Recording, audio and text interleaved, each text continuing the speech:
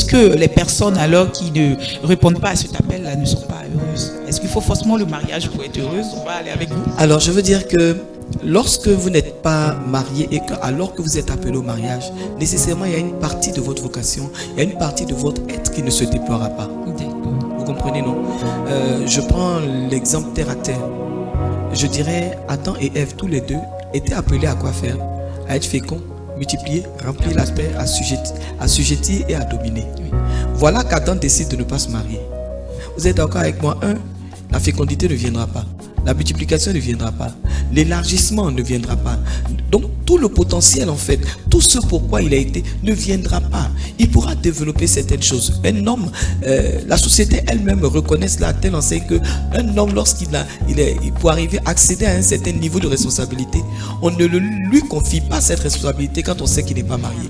Pour la simple bonne raison qu'on réalise véritablement que le mariage apporte et est le symbole d'une certaine stabilité. C'est le symbole d'un certain épanouissement, d'une capacité à se déployer. Alors si le mariage ne vient pas, il y a des aspects de votre vie qui ne seront jamais, je dis bien jamais, le potentiel de l'homme ou de la femme ne se déploiera pas complètement.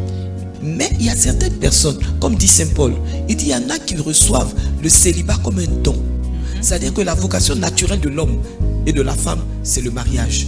Mais il y a des personnes qui reçoivent cela comme un don.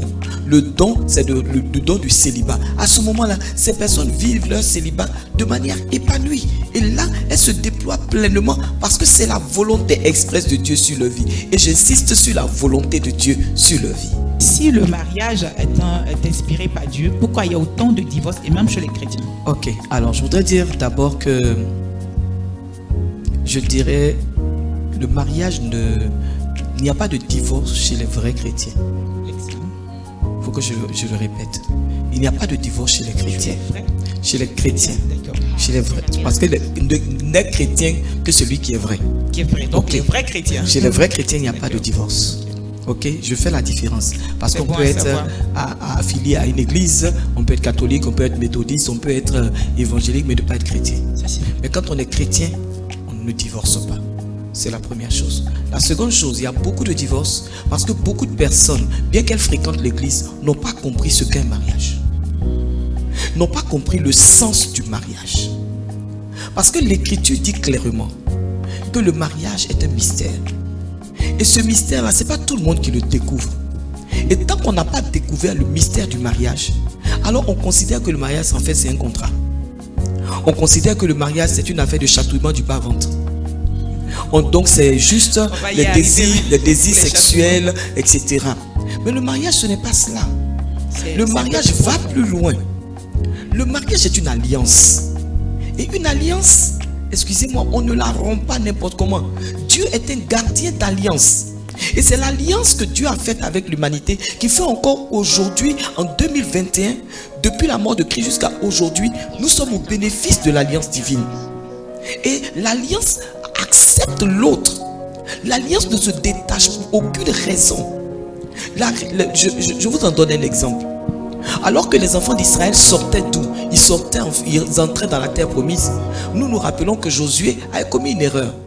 Les Gabaonites sont venus trouver les Israélites dans la ruse. Ils ont signé une alliance avec eux. Mais qu'est-ce qui va se passer? Des années après, bien que Dieu ait dit qu'il ne fallait pas qu'ils s'allient à eux, mais comme ils ont signé l'alliance, Dieu a ratifié cette alliance parce que Dieu est un gardien d'alliance. Des années plus tard, lorsque les enfants de Saül vont se lever et vont attenter à la vie des Gabaonites, Dieu va fermer tout le ciel en Israël pendant 3 ans parce qu'une alliance a été rompue. C'est-à-dire que l'alliance, pour aucune raison, parce que l'alliance est fondée sur la mort. Si les gens n'ont pas compris, ça pose problème.